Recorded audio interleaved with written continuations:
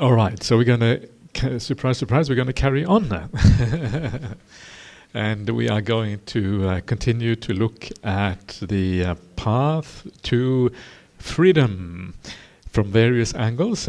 And this first sutta is basically about that, the kind of qualities that are required for freedom. And some of these suttas are a bit different from what I usually teach, and so this is to make it more interesting for everyone, including myself.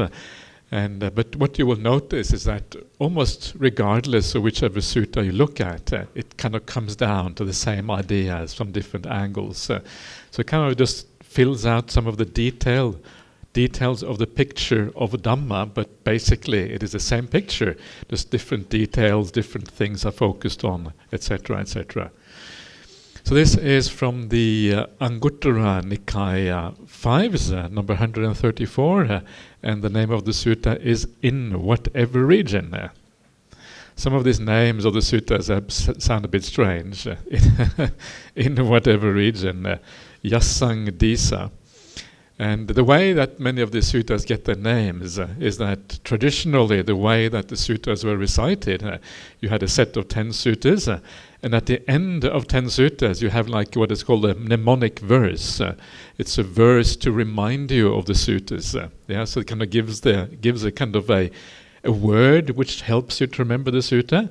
And then later on, when those mnemonic verses, however you pronounce this, once they kind of got out of, weren't so important anymore, they were used as titles for the suttas. And that's how they kind of got some strange titles sometimes, because they just use those verses as for a title, basically. So I'm not sure that makes any sense to you, but never mind if it doesn't. So let's go on and see what happens in this particular sutta.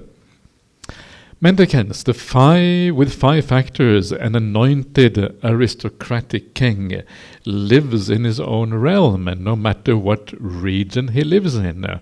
What 5? So the anointed aristocratic king, this is the Kshatriya king. And these kings, these were obviously the rulers in ancient India. And anointed means that you have been kind of properly placed in the position of kingship through a kind of particular ceremony. You are anointed to be a king. So you don't get any dodgy characters becoming king. You get the real deal.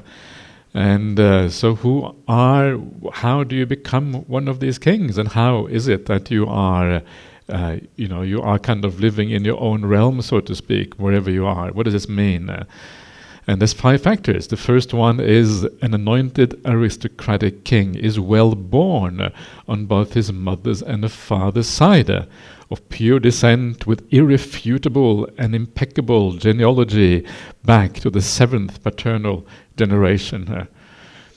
This is the standard way in ancient India that someone was decided whether they were of good descent or not. You had to be Kshatriyas, you had to have a good pedigree. You had to have all the right kind of ancestors, and when all your ancestors were okay back 7 generations, then that's a good thing. Otherwise, it was a bit dodgy. So I don't know. I have no idea how they knew. Does anyone here know 7 generations back? It's a long way, right? I cannot barely know my grandparents, let alone 7 generations. It's pretty. Anyway, so they pretty kept a very kind of, obviously, maybe that's where the kind of the modern idea of keeping kind of records or whatever comes from. This idea of record keeping. I don't know. This is kind of at the beginning of accountants or something like that. I'm not sure. You are rich, affluent, and wealthy with a full treasury and storehouse. Yes, you have the good pedigree. You have to be wealthy. You are powerful. You have an army of 4 divisions that is obedient and carries out instructions. So in ancient India, you had 4 divisions to the army. You had first of all, you had the infantry, like the foot soldiers. Then you have the cavalry, the horse soldiers. Then you have the elephant troops. And then you had the charioteers, the chariot troops. This was a fourfold army in those days. And because this is northern India, And this is the area of the Aryans. The Aryans were the ones that were famous for bringing the wheel into India. And one of the reasons why they were so powerful, the horses and the wheels, is what they were famous for. And that's how they conquered India at the time when the Aryans invaded India, 1,000 years or so before the Buddha's time. Anyway, he has a commander who is astute, competent and intelligent, able to think issues through as they bear upon the past, future and present. So if you are a king, you have to have good people around you, like a commander who does the warfare for you, so to speak. These four things bring his glory to fruition. That's how you become a glorious ruler. So that's not the end of the sutta, because that's the beginning, right? Because this suttas are not about how people become glorious in the human realm. Because sometimes you may think this sounds pretty good, to be that kind of king. But of course, it's very temporary and very fleeting. Before you know it, you lost all of that and you get reborn. I don't know where, not sure where, somewhere far less interesting. So what is the parallel here to the person who practices well?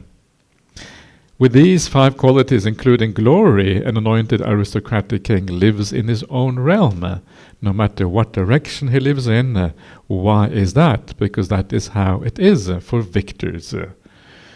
In other words, you can kind of relax wherever you are in that realm, because you have crushed all the opposition or whatever. It's kind of interesting that there is this quality of winning battles or being a warrior is quite a common simile used in the suttas.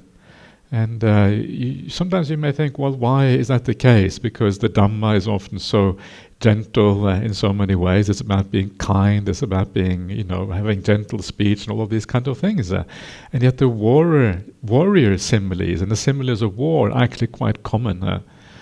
And so I guess it is kind of, this caters for different kind of personalities. And some kind of personalities, they have this idea that the spiritual path is more about, eradicating your defilements. It's a kind of a war against the forces, Mara, whatever you want to call it. You have the battle against Mara, is one of the similes or metaphors you find again and again in the suttas.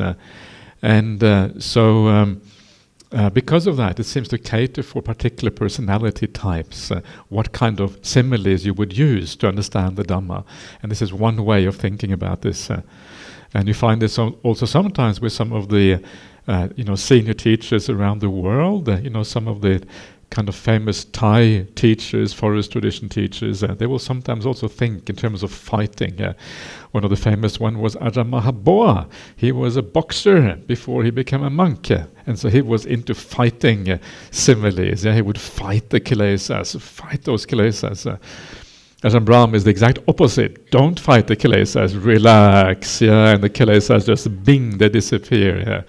So I tend to think more like Ajahn Brahm, I have to admit. But anyway, this is sometimes this is used. So how does this then look for the actual practice of the path? In the same way, a mendicant with five qualities lives with mind freed, no matter what region they live in. What five? It is when a mendicant is ethical, restrained in the monastic code. That's the patimokkha. This is, I'm very happy to see that Bhante Sudato has used my translation for patimokkha, so very good. So well done. It's the right translation, of course. Conducting themselves well and resorting for alms in suitable places. Seeing danger in the slightest fault, they keep the rules they have undertaken. This is like the anointed king, aristocratic king's impeccable birth. So this is about keeping the monastic code. And you may wonder, what does this relate to lay people? Lay people don't have a monastic code. And point here is not so much the monastic code. The point here is the impeccable conduct that you have, seeing danger in the slightest fault. That is the important point. And what is interesting is that when you often use, ideas such as comparative study, and you look at the way the Pali Suttas are taught compared to what you find, for example, in the Agamas. Agamas are the different schools of Buddhism, apart from Theravada, sometimes translated into Middle Chinese or translated into Tibetan or into Sanskrit and various kinds of languages. And in the Pali, very often you find the monastic code is mentioned at this particular point. This is what it means to be impeccable in conduct. But in some of the other agamas, what you find instead is you find the purity in the threefold conduct, body, speech, and mind.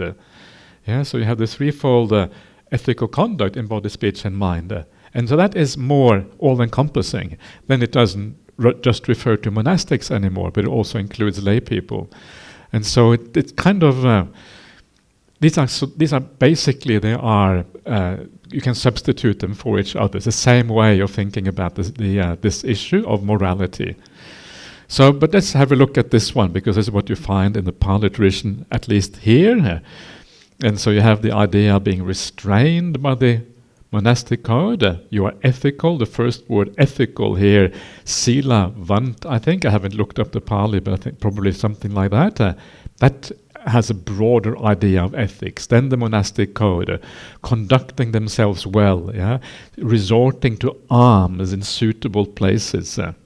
This is similar to sati sampajanya. So you don't go to dodgy places for alms, places where you might get tempted in various kind of ways, or you might maybe find violence maybe in certain places, or it's somehow it is not suitable for a monastic to be there. So going to the right place matters. This is part of the idea sati sampajanya, knowing the purpose and the suitability of what you're doing here. So here you can see the various aspects of ethics coming through here. Seeing danger in the slightest fault. Anumatesu vajjesu bayadasavi. It's a kind of a standard phrase you find in the suttas. Anumatesu. Anumatesu like minor. Anumatesu vajjesu. Vajja is like a fault.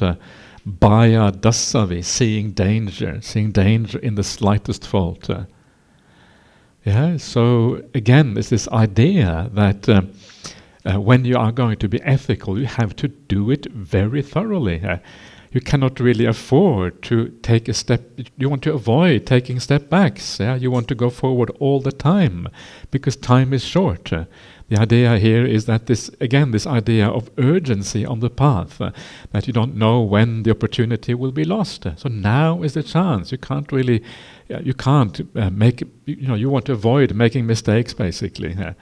And so here, this is this idea of that feeling of urgency informs your mindfulness, which enables you to avoid even slight mistakes in speech, in action, even in thinking.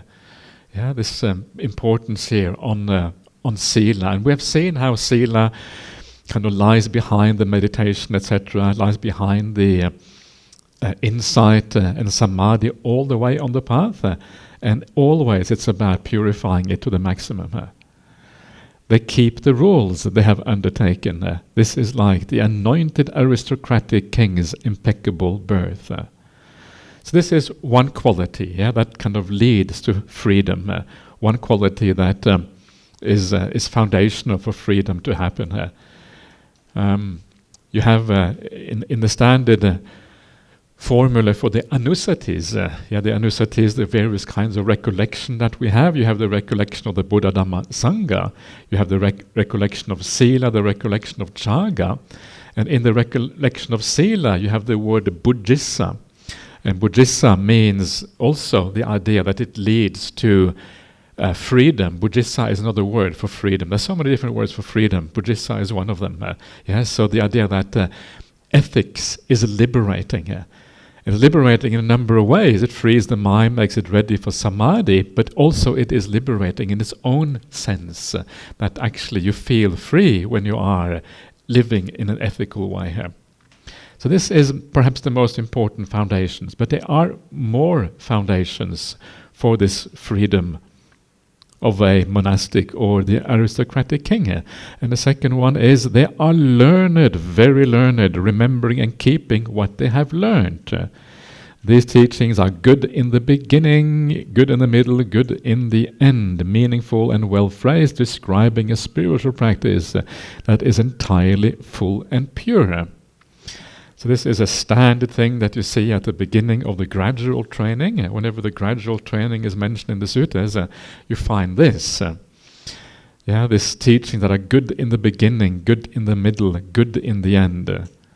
What does that mean? Well, it means that you have benefits all the way through. It actually means a number of different things according to the commentaries, but I think the most important one is the idea that you have benefits all the way through. And those benefits means that it basically you feel better. In the beginning you feel better, in the middle you feel better, in the end. Buddhism is not a path where it's all dukkha, dukkha, dukkha, and then from all that dukkha you get sukha. Suffering, and then that leads to happiness. A lot of teachings in ancient India and even in the present day are like that. The Jain teaching, you torture yourself, and then bang, at the very end, then you kind of get released and then you get happy. The Buddhist is opposite. It's actually a gradual development of happiness on the way. And that is very nice. The path is happy and the results are happy. It's one of those very positive things about the Buddhist path. And you experience some of those results as you practice the path. It's a very important part of this practice. These teachings are also meaningful. It's kind of interesting, this word here. This is sadatta.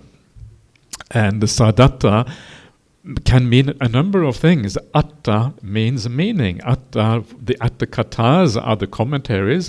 They are literally a talk of meaning because they elucidate the meaning of the suttas. But sadatta, atta also means the goal of something, the aim of something. And so, in other words, this also means a teaching that has a sadatta. Sad here is real, a real goal. And this is kind of, this is where Buddhism, like any religion, claims, I suppose, a certain exclusivity. Every religion is like that. If Buddhism didn't have something to offer that other religions did not have to offer, you wouldn't be a Buddhist. What's the point? You might as well be whatever. But so every religion has to somehow make a claim that we have something that other religions don't have. So the Christians will say, well, we have God and Jesus. You haven't got that, so your religion is inferior. No, God and Jesus. We will say, forget about God and Jesus. That's irrelevant. We will say, actually, we have these real goals. The ending of suffering, etc. And they will say, you don't know what you're talking about. We will say, you don't know what you're talking about. And then you have arguments, you have all these kind of things. And every religion is a bit like that. But of course, you have to think that. And this is kind of one of these things that makes the Buddhist religion unique from the Buddhist point of view, that you have this thing called a true goal. The true goal is the end of rebirth. It's a final end. It is no more of this kind of merry-go-round. You carry on and on and on. That doesn't exist anymore. And from a Buddhist point of view, other teachings or whatever, philosophies or whatever, we will say, well, that's just another rebirth, and you just keep on going. There isn't any real end point, whereas Buddhism actually has a real end point, sadatta, a real aim, a real purpose. So it has that. It is savyanjana. Vyanjana, it is well phrased.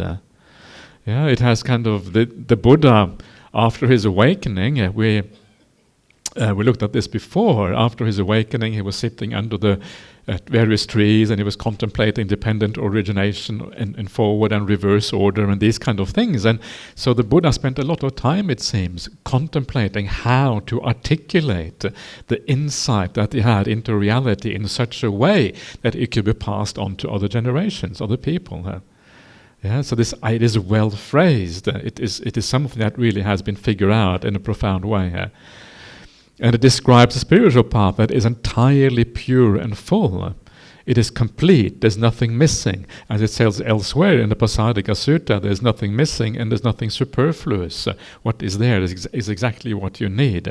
And it is entirely pure. It is all the factors here are factors concerning with purity. And so this way of thinking about the Dhamma is very helpful, because when you think about the Dhamma in this way, it means the suttas are very, very interesting. If it is well phrased, if there's nothing superfluous, there's nothing missing, it means like every word in the suttas actually means something. Every word is put into the right kind of context. The sequence of ideas matters enormously. It's not just 5 hindrances, there's a particular sequence of 5 hindrances. It's not just 5 khandhas, there's a sequence of 5 khandhas. And everything else also is built up according to a certain structure. And the more you sort of understand that this is thought out very carefully by someone like the Buddha, the more interesting it gets. And you inquire into the meaning. You want to understand what's going on. And not only that, but it's also good for you from the very beginning. From the moment you start to do the right thing, there is a positive outcome. Straight away you feel better, let alone after years of practice. It actually changes you as a person. And I often like to say that I'm glad no one here knew me when I was a young monk, because then things have changed. Yes, when I was a young monk, much more dicey. So this is kind of this is the thing about the path, it changes you. So anyway, and when you think about the Dhamma in this way, then understanding it, remembering it, keeping it in mind, what you have learned, becomes much more easy because you are really interested in what is going on here. This is truly fundamental and meaningful. And so when you listen to these teachings, and you try to kind of consolidate a little bit, try not to, the way to learn a teaching is often to read what is there and then afterwards try to summarize for yourself. Actually, what was this all about? And that is how you consolidate, understand what is going on. If you just kind of get up straight away afterwards and I was going to say have a cup of coffee, but actually I can't say that. If you get up too soon quickly afterwards and just kind of move on to the next thing, then you don't consolidate what is there, and then you don't bring it forward with you as easily. I mean, these things were more important when these things were oral teachings, but even now this is important to gain that sort of understanding here.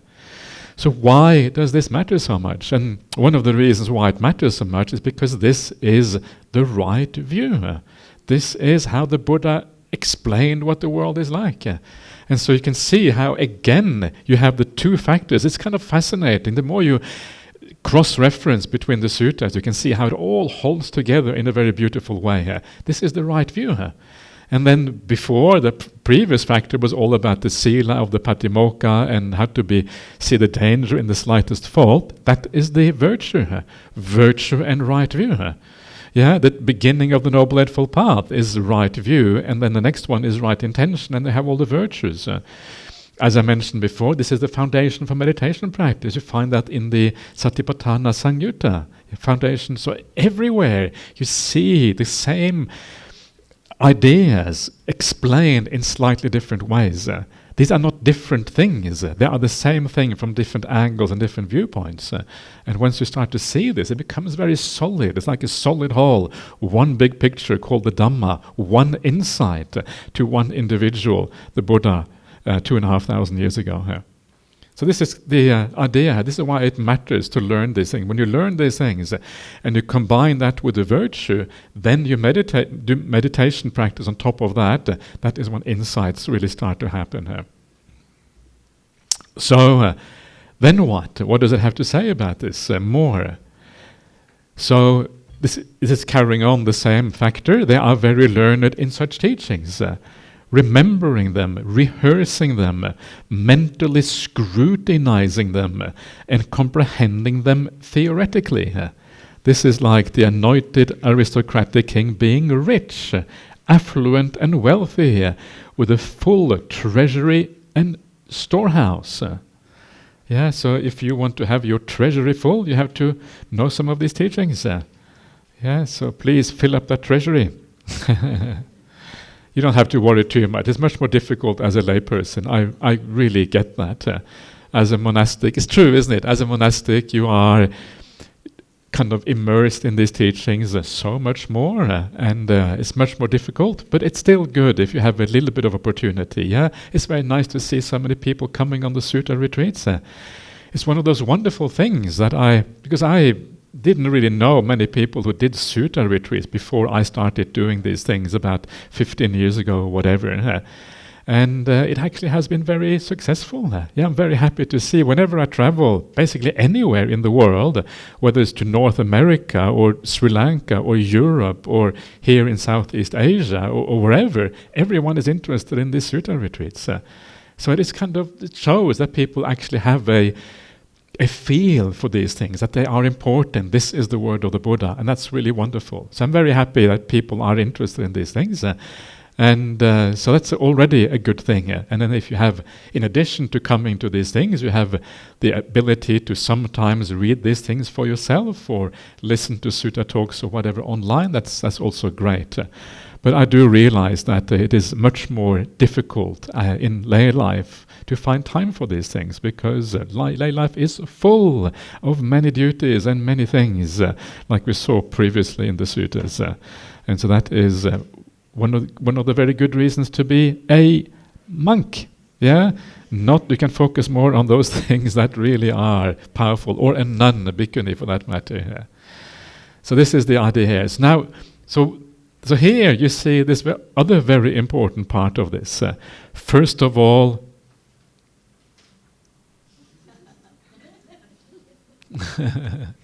like a flashlight, ding. Yeah. Okay, relax.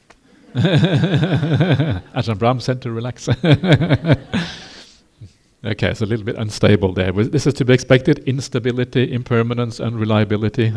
We're seeing it in action here. Yeah. So let's see if impermanence can be stopped. Wow, you fixed impermanence. Not entirely. Yeah, that's good enough. That's good. Yeah, I think that's nice. Thank you. Yeah.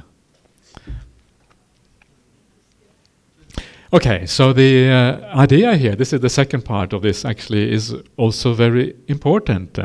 And that is the idea, once you have learned these teachings, once you remember them, you rehearse them. Rehearsing them, what does that mean? Rehearsing them means that you come on the sutta retreat and hear the same suttas every year. That's what rehearsing them means. Yeah, it's not so bad, yeah, because we need to be reminded of these things. We need to kind of remember them again and again. I always find it inspiring to hear the suttas because it's kind of just hearing them is powerful. You know, one of the really surprising things, and this is one of those suttas, I didn't really understand them initially, and I had to discuss it with Ajahn Brahm and, whatever. And this was the suttas in the Bojjhanga Samyutta, the connected discourses on the factors of awakening. And these factors of awakening we always tend to rehearse when someone is ill. Yeah, someone is in hospital, you go and chant the factors of awakening. And that comes from the suttas. And there was two suttas with these two monks. One of them I think was an arahant at least. And he said he was sick and he asked someone to please chant the Bojjhangas, and they arise out of the illness. Arahants, why do they need to chant the Bojjhangas? To rise out of illness. They're arahants, for goodness sake. And then even more powerful, that the Buddha is sick. And then the Buddha asked one of the monks to chant the Bojjhangas so that he can come out of sickness. And I think this is kind of the idea here of rehearsing these things. Every time you hear them, if you hear them from someone who understands what they are, just the hearing of these things is very powerful. But you have to hear the meaning. It is not enough to chant them in Pali if you don't understand Pali. That doesn't really work. But when you hear the meaning, it comes from someone who's speaking from the heart to understand what is going on. It is going to be very powerful for you, to the point that you arise out of illness when you recite these things. And then when you rehearse them, then you scrutinize the meaning. Manas anupekkita, I think the Pali is. I haven't got the Pali in front of me because what I see here is the same as you see there. But anyway, you scrutinize it mentally. You try to understand what is going on, the profundity of these teachings, what they actually mean. You use the stillness of your mind to go deeply into it. You stay with the word. You stay with the idea. What does it mean? What does it mean to see the danger in the slightest fault. What are these slightest faults? Where might I go wrong? Is my speech really impeccable? Can I improve my speech even more? Why am I not feeling joy and bliss every time I do the Silanusati? Maybe there's something missing in my practice where I can go even further. You scrutinize the meaning of these little things. You think, how does it apply to me? What does it mean to me not to make any mistake? Am I always compassionate and kind? Or do I occasionally succumb to irritation and ill will? Yeah, of course, most people do occasionally succumb to these things. And you scrutinize, you make sense of them according to your own life. And as you do that, you delve into these things and you go deeper. And then maybe you forget about it for a while. The next year comes around, you hear the same teaching again, and you scrutinize again, because we need to be reminded of these things again and again and again, because it takes a long time to bring the mind around in the right way. And then eventually you comprehend them theoretically. And the Pali here is Ditti Supatividda, I think, something like that. Ditti Supatividda. Supatividda means penetrated by view. Dittya Supatividda. But in this case, this seems very often that can mean stream entry when you penetrate something well by view. But in this case, if you look at how this phrase is used in the suttas, and I discussed this recently with Bhante Sujato, it actually seems to mean that it is more like a theoretical understanding here. But it's important to know here that when we talk about theoretical understanding, it doesn't mean that you don't apply it to your own life.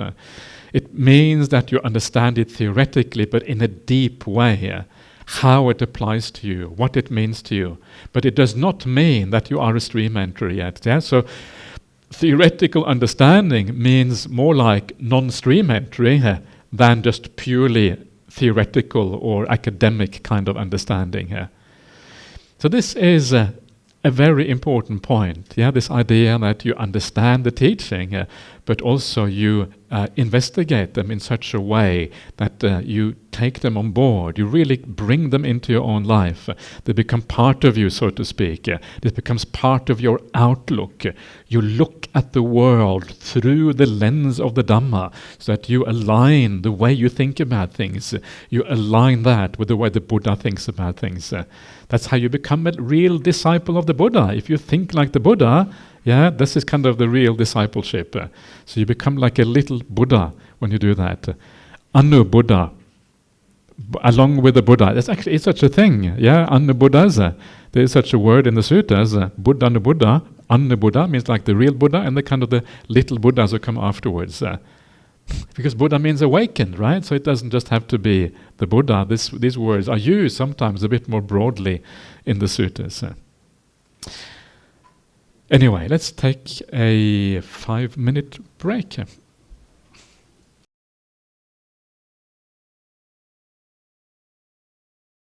All right, so are there any questions or comments? Please, this is your opportunity.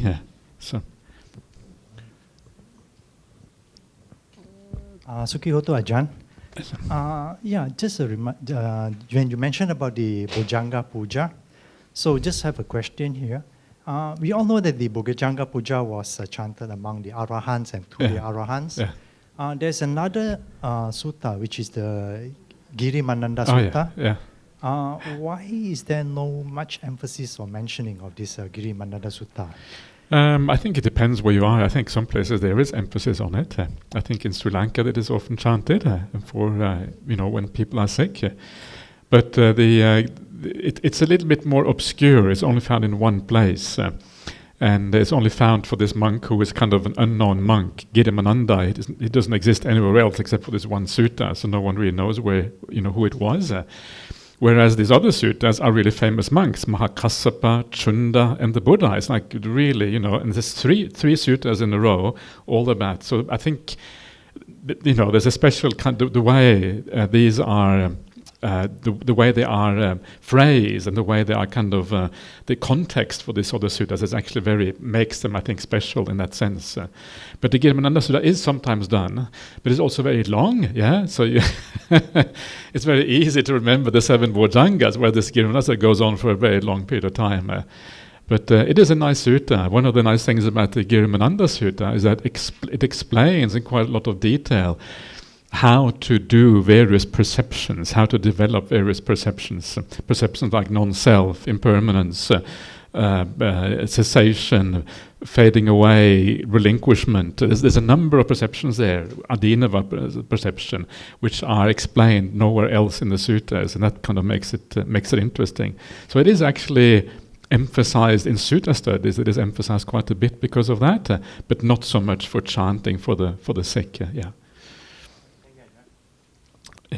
Happy morning, Ajahn. Happy morning indeed. Please, yes, Srilin. I listened to YouTube. One Mahayana monk says that... when? A long time ago? Yeah, a long time ago. Okay. From Taiwan. Okay. He says that it's no good to commit suicide. Because if a young man commits suicide age 25, but he's supposed to live until 70 years old. Yeah. So after committing suicide, he will wake up every day to commit suicide. It's 9 o'clock in the morning. He will wake up and commit suicide until 80 years old. Is that true? That's so scary, right? So scary. Yeah. He have magic power to see. There is nothing. It's interesting. When you read the suttas, that there isn't that much about suicide, but occasionally suicide is talked about. And what the Buddha would say is that if you haven't finished yet, if you're not an arahant yet, you shouldn't commit suicide, because you haven't finished what you should be finishing here. And so this is all he says. He doesn't say anything about the exact consequences of that. He doesn't say whether it is bad karma or good karma. Basically, it just says you shouldn't do it because you're not an arahant yet. And once you're an arahant, should you commit suicide then? Maybe then you can. I don't know. But the thing about arahants is that the way they think about suicide, and this is what you find in the Theravada, for example. It says that you neither do you long for life, nor do you long for the ending of life. You abide your time, waiting for the end, like a workman waiting for his wages. The wages is when they come to the end of your life, but you wait for that. You just abide your time. You don't actually, encourage, or you don't speed up that process. But I think if you want to understand the karmic consequences of suicide, what you have to do is you have to look at, like everything else, why are you committing suicide? Because in Buddhism, karma is defined by the motivation or intention that lies behind it. If it is a motivation that is negative, like you're committing suicide because of greed or because of ill will or delusion or whatever, then obviously the consequences are going to be bad. But if you commit suicide for a more clear-sighted reason, compassion or whatever it might be, then it may not be so bad. So, for example, you have these days in many countries around the world, you start to have laws where you are allowed to die. You can get voluntary assisted dying. We have that actually in Western Australia now. It means that you can get help to die if you really want to die. You have to go through a strict process. You have to go through a process with 2 doctors and a psychologist and these kind of things to make sure that you are in the right mind to do it. But the idea is that the state does not have the right to tell you whether you should live or not. The state shouldn't be able to force you to live against your own wishes. And from a Buddhist point of view, it is neither good nor bad. It depends on why you're doing this. If you're doing it because you just can't bear it anymore, your life is meaningless, you are on your deathbed anyway, and you think, okay, what's the point of this? It's kind of coming from a kind of wisdom rather than coming from ill will or greed. Then okay, maybe it is acceptable in that kind of situation. But but there are other cases of committing suicide that are obviously bad. If you want to commit revenge on someone or someone like that, obviously it's going to be bad. So there is so much negative so much negativity around the idea of suicide, I think it needs a bit more of a balance. The way we look at it, understand it in a more balanced way, because in the end, it is about the underlying motivations that actually decide the morality of any act, including suicide. All right. Anyone else would like to say anything? Surprise. Okay, please. No, that's okay. Good morning, Ajahn. Good morning. When you're talking about this suicide, it actually involves sankhara. So in sankhara, we have the mano sankhara, chitta sankhara, and the chetana. So when it comes to chetana, does it involve chetana, a lot of planning and all these things before you actually take the step to kill yourself? It may do. It may be a lot of kind of karma on the way, depending. So all of this planning can be part of it. Absolutely. So that chetana actually involves forming a karma for the future existence. Yeah, all chetana is karma. Yeah. It is not actually extinguish the entire. No more rebirth. No, you can't end rebirth by committing suicide. Obviously. That's impossible. But that it's more like, is it good or karma? What is it going to lead to? What kind of rebirth is it going to lead to? Is it going to lead to a rebirth which is good or bad? This is kind of the question, I suppose. And is it going to lead to more suicide in the future, like Swilin was saying? It's dangerous to commit suicide because it may set up a habit. So there is some truth to what this monk was saying. I don't think it's entirely wrong because you create habits by doing things, and that is always dangerous. So chetana, in the sense that there must have been a lot of planning beforehand, a lot of thinking and all these things before you actually take the step. That is the intention to kill yourself. So that is a very heavy karma. You think so? It depends on the quality of that intention. That's kind of my point. Why are you doing it? What is it that drives that intention? And what drives intention is motivation. So what is the motivation behind it? Why are you doing it? Are you doing it because, you can imagine many negative ways, many negative reasons of committing suicide. But you can maybe also think, okay, I had a good life. Now all I have left is suffering. What's the point of this existence? I'm just basically, it's not helping anybody. In fact, it's bad for myself. It's bad for the people around me. It's bad for the hospital system. What's the point? I'm just lying in bed all day, can't meditate, can't do anything useful. So maybe this is the time to end it. And I think in that kind of situation, if you are coming from a good place, thinking, there's no point in going on, I don't think it's bad karma in that kind of situation. But you have to be very careful. You have to know what your intentions are. That's kind of the point here. Thank you. Yeah. Okay, at the back, at the very back, in the corner.